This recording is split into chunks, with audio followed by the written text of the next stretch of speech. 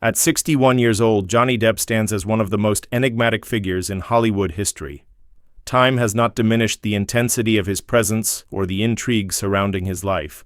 Rather, it has sharpened the lens through which the world observes him. And now, as Depp chooses to speak out, his words carry the weight of decades, of triumphs, turmoil, redemption, and pain. What he has to say doesn't merely offer a glimpse into the soul of a Hollywood icon, it changes the narrative entirely. Depp begins not with fanfare or theatrics, but with a quiet reflection. His voice, low and measured, cuts through the noise that has surrounded his name. For years, stories about him were told by tabloids, lawyers, fans, and foes. But now, the actor who built a career on playing misunderstood outsiders is finally reclaiming his own story. And in doing so, he doesn't seek pity or even vindication, only understanding. He speaks of his childhood in Owensboro, Kentucky, a far cry from the glamour of the red carpet. His memories are tinged with pain, particularly when discussing the volatility of his family life. His mother, Betty Sue, was a complex figure, loving but often overwhelmed by her circumstances. His father, John Christopher Depp, left when Johnny was still young, and that abandonment carved a permanent scar.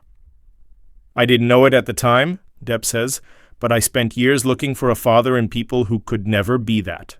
It's a chilling admission, one that sets the stage for the tangled relationships that would follow him into adulthood. He touches on his early years in Hollywood, describing a younger version of himself who was both desperate for acceptance and terrified of it.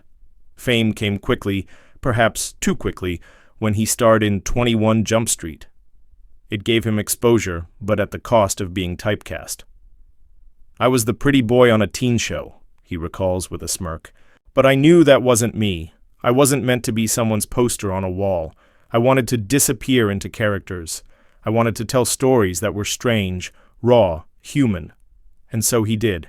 He aligned himself with directors like Tim Burton, creating a tapestry of characters, Edward Scissorhands, Ichabod Crane, Captain Jack Sparrow, each as peculiar and haunting as the last. These roles weren't chosen at random. Depp admits he was drawn to the misunderstood because he felt perpetually misunderstood himself. "Each role was a mask, but it was also a mirror," he confesses. "They let me express parts of myself I didn't know how to explain in real life." For years it seemed Depp had cracked the code. He was both a critical darling and a box office draw, a rarity in Hollywood. But beneath the success, the cracks were beginning to show. He speaks now with raw honesty about his battles with addiction, the pressures of fame, and the constant fear of becoming what he most loathed. A hollow version of himself. Drugs and alcohol, he says, were never about partying. They were about numbing pain. "People think I was this wild rock star type, chasing chaos for the thrill of it. But really, I was running from the past, from pain, from the noise in my own head." He pauses here, letting the silence settle. "I won't glamorize it. Addiction is ugly. It takes more than it ever gives, and it took things from me I'll never get back." Among those things, perhaps most painfully, was his reputation. The public's perception of Depp took a brutal turn during his legal battle with ex-wife Amber Heard. The court proceedings were public, messy, and deeply personal. At the time, Depp chose silence. Now at 61, he breaks that silence with careful reflection. He does not lash out or seek vengeance. Instead, he speaks with the weariness of a man who has been to hell and back. "There are two sides to every story," he says, "but some people only ever hear one." For Depp, the experience was not just a legal war, it was an existential crisis. When you watch your name become synonymous with lies, when people you've never met decide who you are, it can break something inside you. He describes the toll the trial took on his family, particularly his children, Lily Rose and Jack. "I could take the punches, but watching them suffer for my battles, that was the real punishment." But the experience, as harrowing as it was, gave him something unexpected, a kind of freedom. Depp speaks now with a clarity that can only come from surviving the worst. Once you've been burned to ash, you stop fearing the fire. "I know who I am. I know what I've lived through, and I don't need anyone's permission to exist." He shifts the conversation to his children, the true loves of his life. Being a father saved me, he says without hesitation. They gave me a reason to fight, to stay alive, to stay honest. He credits his daughter, Lily Rose, for helping him through his darkest moments. Her quiet strength, her refusal to be swept up in the media frenzy, was a lighthouse during the storm. And Jack, his son, gave him perspective. He's got this calm, old soul energy. He reminds me to breathe, to slow down. Despite everything, Depp doesn't speak with bitterness. He has made peace with much of his past, even the parts that nearly destroyed him. But he's also acutely aware of the cost. He's lost roles, friends, years, and yet he says he wouldn't erase any of it. Pain teaches you what happiness really feels like. Without it, joy is just noise. Now, at this juncture in his life, Depp is focused on healing, not just for himself, but for others. He has started quietly supporting organizations that help survivors of abuse, mental health advocates, and addiction recovery centers. I've been through it. I've seen the worst. If I can help someone else crawl out of that hole, then maybe it wasn't all for nothing. He talks about returning to music, his first love. Collaborations with Jeff Beck and other musicians have rekindled something in him. Music doesn't lie, he says. There's no filter, no PR, no camera. Tricks. It's just raw emotion. And that's where I feel most honest now. Hollywood, he acknowledges, is a different beast than when he began. He doesn't chase the limelight anymore. If anything, he runs from it. But he's not done telling stories. He's just more selective. I don't need the billion-dollar franchise anymore. I want stories that matter, even if they're small, especially if they're small. He's also writing again. Scripts, essays, journals. Writing has become a form of therapy. It's where I make sense of the chaos. Some of it's too personal to ever share, but some of it, I think the world might need it. As he reflects on turning 61, Depp doesn't dwell on regrets, though he admits they're there. I wish I'd been kinder to myself sooner, he says. I wish I'd trusted the people who loved me and questioned the ones who praised me. He speaks about forgiveness, of others and of himself. We all make mistakes. We all hurt people, sometimes without meaning to.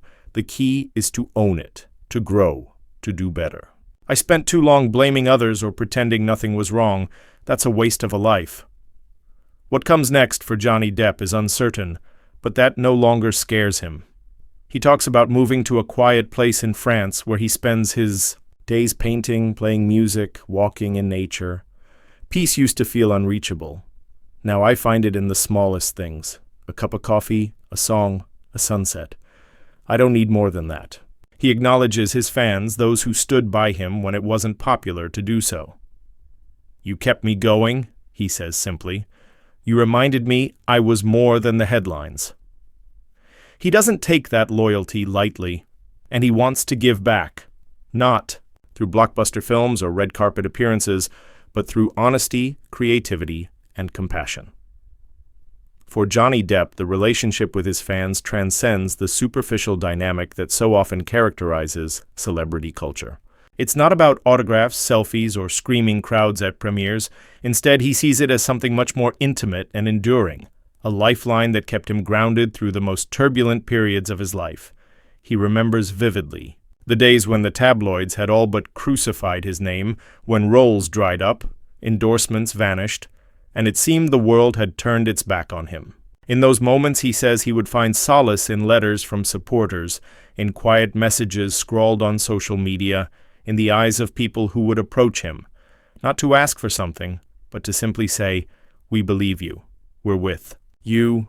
Those words mattered. They mattered in a way most people will never fully understand. Because for someone who had been through public character assassination, who had experienced betrayal from those closest to him and witnessed firsthand how quickly admiration can turn into disdain, the continued love from fans was like a hand, extended in the dark. I would read those letters late at night, Depp shares, and it felt like someone out there still saw me. Not the version in the papers, not the caricature, but me. Just me. He speaks about the power of human connection and how he found in his fans something deeper than celebrity worship, a shared humanity.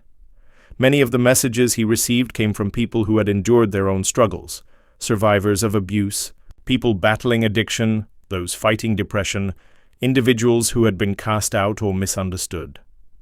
They told him their stories, not to ask for attention, but because they saw in him a kindred spirit. People were telling me, "Your movies got me through a hard time," or "Watching you speak up gave me the courage to tell my truth," and I realized that, without even trying, I'd been helping people in a way that was real and lasting. That realization changed him. It shifted his perspective on fame and success. No longer was he interested in the mechanics of Hollywood, the endless press tours, the politics of casting, the need to stay relevant. He had tasted what it meant to truly matter to someone, not because of a box office number, but because of the soul he poured into his work and the vulnerability he began to show off screen. He understood now that the greatest gift he could offer wasn't a new film or an iconic character, but his own raw, unfiltered truth. In the wake of his legal battles and public vilification, Depp retreated from the spotlight, not out of shame, but to recalibrate. In that quiet, he began to think more intentionally about how he could give back to those who had given him so much. He started responding more frequently to fan letters, sometimes writing back by hand, other times recording short video messages to lift someone's spirits. These were not orchestrated PR moves. There were no publicists involved, just Johnny, sitting at a desk or strumming a guitar, trying to connect in the only way he knew how. He also began seeking out smaller, more intimate venues for his music, choosing local clubs and community spaces over large arenas. "I didn't want the flash anymore," he says. "I wanted to see faces, to feel the energy of a room full of people who weren't there to judge or critique, but to share a moment."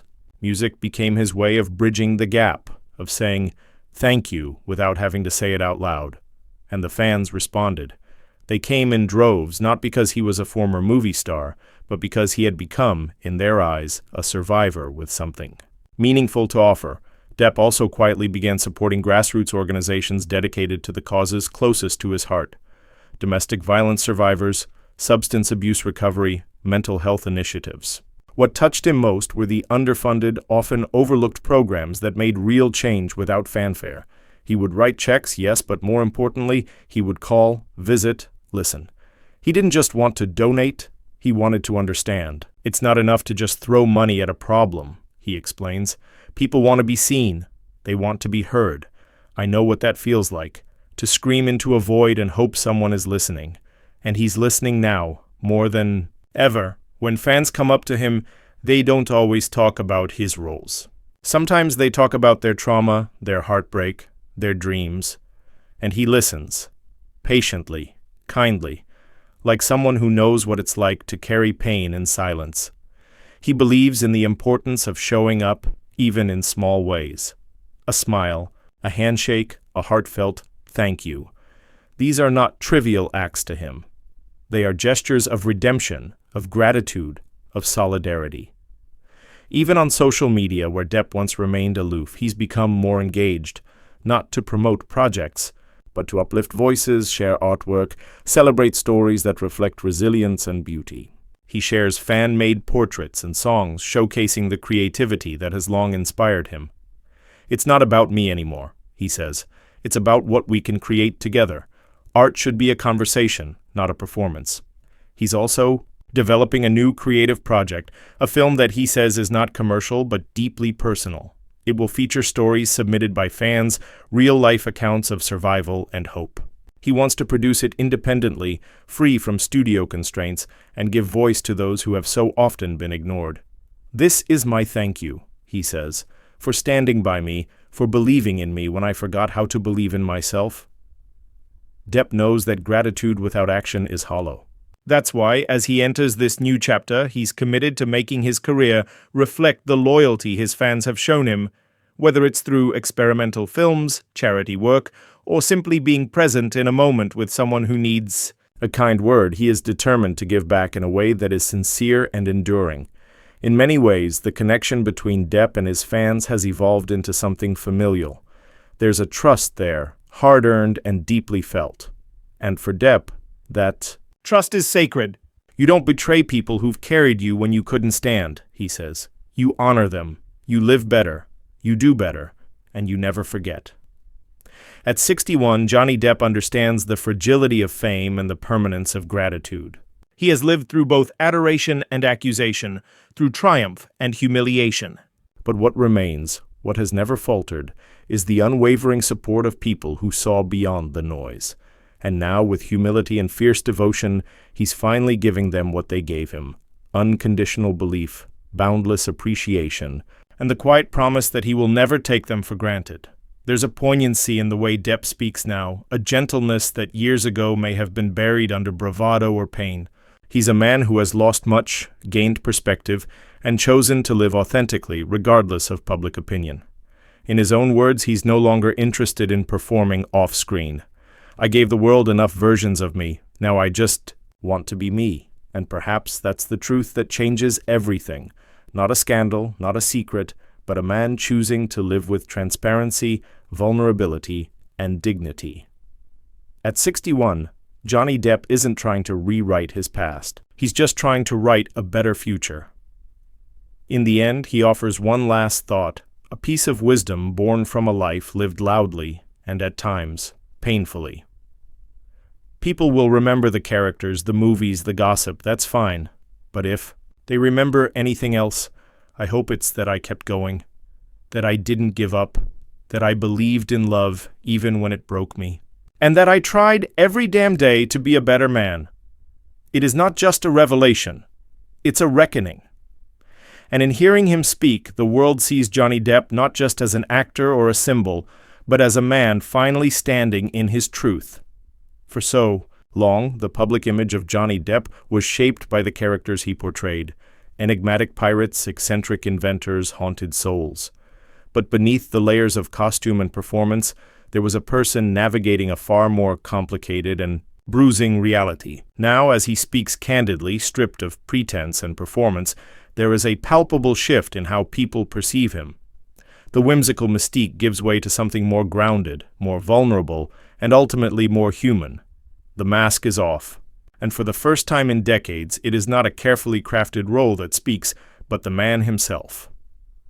When Johnny talks now, it isn't with the polished cadence of a media-trained celebrity trying to control a narrative. His voice carries weariness, but also a quiet strength that comes from surviving something harrowing. His pauses are meaningful. His eyes don't dart away from hard truths. There is a weight to his words that can only come from a person who has spent years in the crucible of public judgment, who has lost nearly everything and come through the other side not with bitterness, but with clarity. He speaks of his regrets, of moments when he wishes he had been more present, more discerning, more honest with himself and with those around him. He does not pretend to be a saint, nor does he lean into victimhood.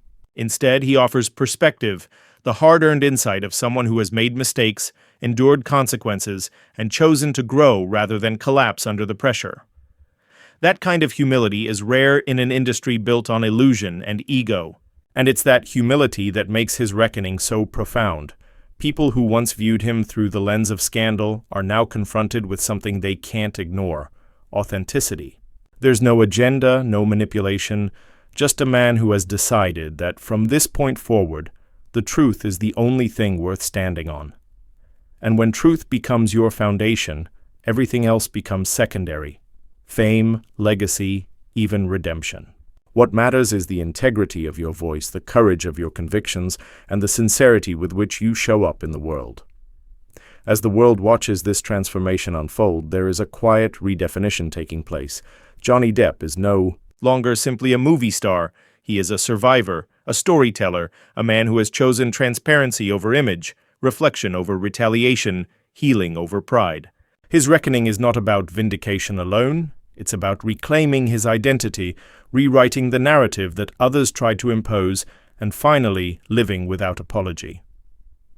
And in doing so, he has reminded us all of something vital: that no matter how far we fall, there is a way back, if we have the courage to face ourselves and speak with unflinching truth.